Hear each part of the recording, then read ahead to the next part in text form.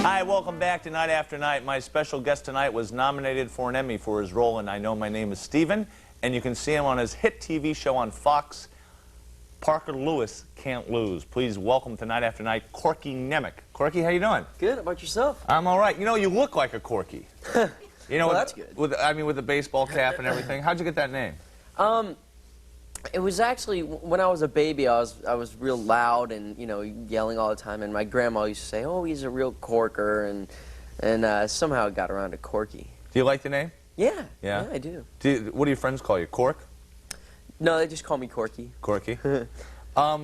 What's Allan watching? Probably. I mean, I love the show, and I think it was on like 3 or 4 times, and they yanked it. No, they might have aired it twice. I'm not sure, but I know it was aired once, and what it was they labeled it as a TV special. It was actually a pilot. Eddie Murphy was in it, and everything like that. It was his production company, right? It was it was Eddie Murphy Productions, and he was also when he played James Brown and a bunch of other little cameo roles. It was really funny. It got kind of a little cult following though, which was cool. Like people who watched it, they had videotapes of it and stuff, and.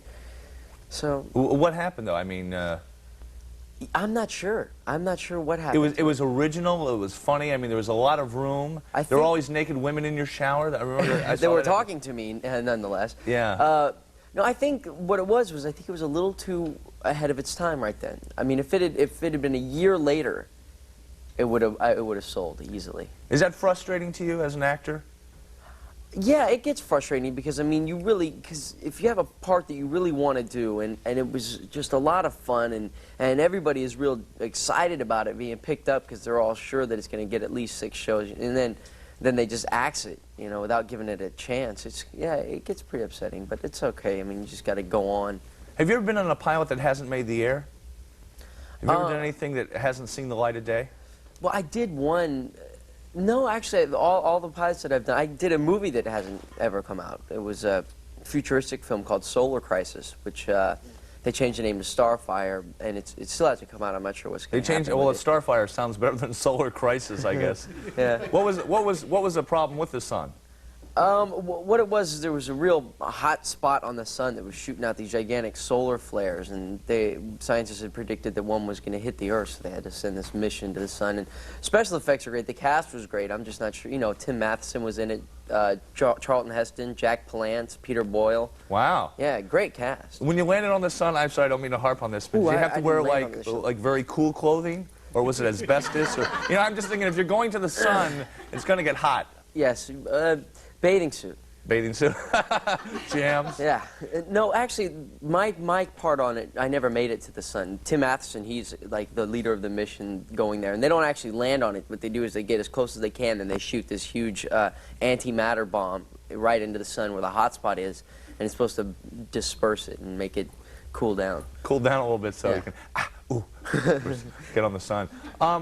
Your film debut in Tucker. In Tucker, 16 years old, working with Francis Ford Coppola. What was that experience like? I was actually 14, and it was really like only the second, dramatic thing I'd done. I'd just done a handful of commercials and a guest spot on a show called Sidekicks. So it blew me away. What kind of commercials did you do? Oh, you name it. I did like 5 McDonald's commercials, 3 Coke commercials. Did you play the guy behind the counter or the customer? What, for McDonald's? Yeah. The guy, the customer. The customer. So one day I actually have a story about that. When I was doing one of the McDonald's commercials, what they do, I had to bite into McDLT. What they do is they glue one half of it. All the, they put all this glue on there, so all the lettuce and tomatoes and everything, when you bite it, doesn't fall out. Right. Now what they did is they gave me this hamburger, and I kept looking at it. I was like, man, I just got this bad, awful feeling. I go, sure, the glue was only on that side. They're like, yes, we're sure. And I just had this bad feeling. And I should have gone with it because sure enough, when they said action, I took a bite and I got a mouthful of glue. It was disgusting. Corky, next time, please trust your gut. Yes, trust your gut instinct on that. Don't go to the sun. Don't eat glue. Yes. Okay, now, Francis Ford Coppola, working with him. Let's talk about that. Oh, it was wonderful. He's the lot that we film on in L.A., Sony Studios, which used to be Columbia, but they're keeping the lady, which is nice. And Oh, that's good. he's he's filming there on the lot right now. They're doing Dracula. Yeah. And so I actually got to talk to him again, which I haven't seen him since I was 14.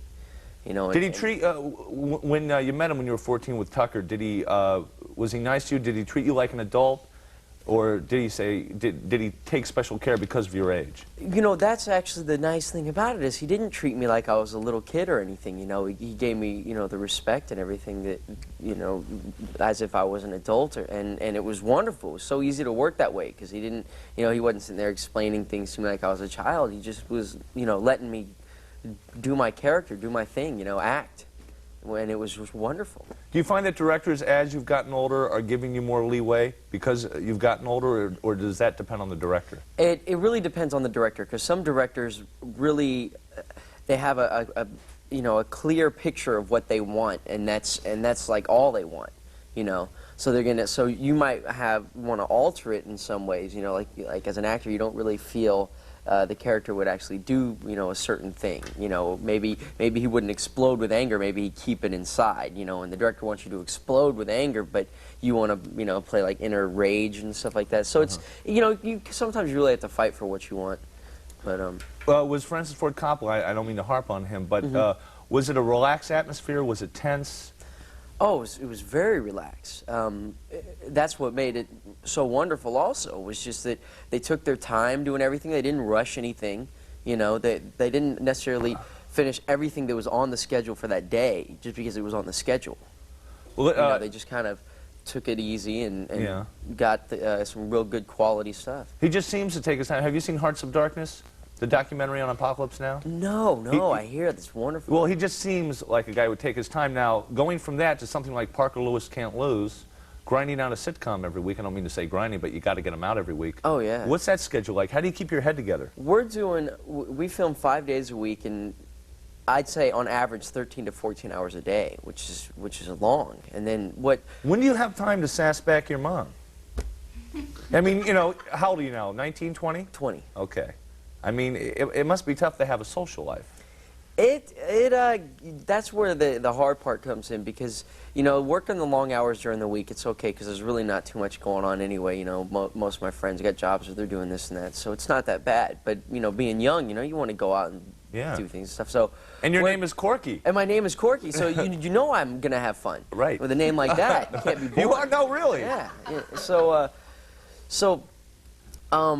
Friday night comes around, and we've been working these 14-hour days every day, and so by the time Friday night rolls around, you want to get out of there early, but yet we're there until 1 o'clock in the morning. So and then you really actually only have Saturday night to do anything, because you can't go out Sunday night because you have to be back at work at 5:30, What do you do Saturday night, morning. Corky? Saturday night, I try and stay awake. That's it? You go to the mall? No, I don't go to the mall or anything, not really, but like, there's some clubs and stuff in LA. Go check out some clubs or go play pool. Now, do people like look at you and do they call you Parker Lewis? Yeah, I get Parker Lewis all the time. Like, even sometimes people, even though I tell them my real name, they keep calling me Parker. I can't figure it out. I'm not sure if I'm actually him or I'm just a character I'm playing on television. Well, I guess it's kind of a compliment if they identify with your character. No, it definitely is a compliment. Yeah. What's different between Parker and you? Well, my hair isn't usually poofy like that. I meant psychologically, Corky. Come on.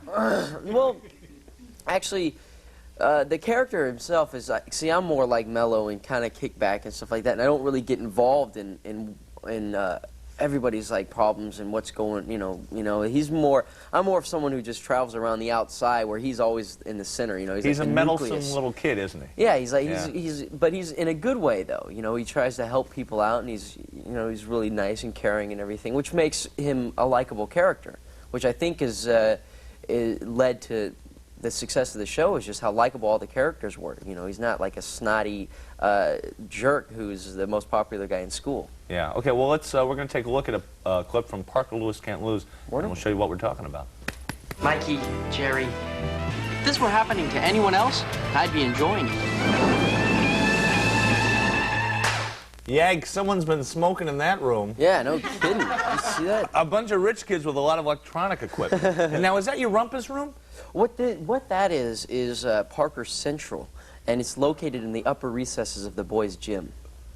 And this guy put this together. He's like a mad scientist? Yeah, oh, well, he's got the whole, you know, that's where the fantasy comes in, Yeah. which makes it, you know, just even more fun to watch, because there's this stuff that goes on, you know, that would never happen. Like, they have their own private room hidden in the boys' gym, and they have the whole school rigged with video cameras and stuff. And Cool. Yeah, I mean, yeah, they just You got something in the girls' locker room?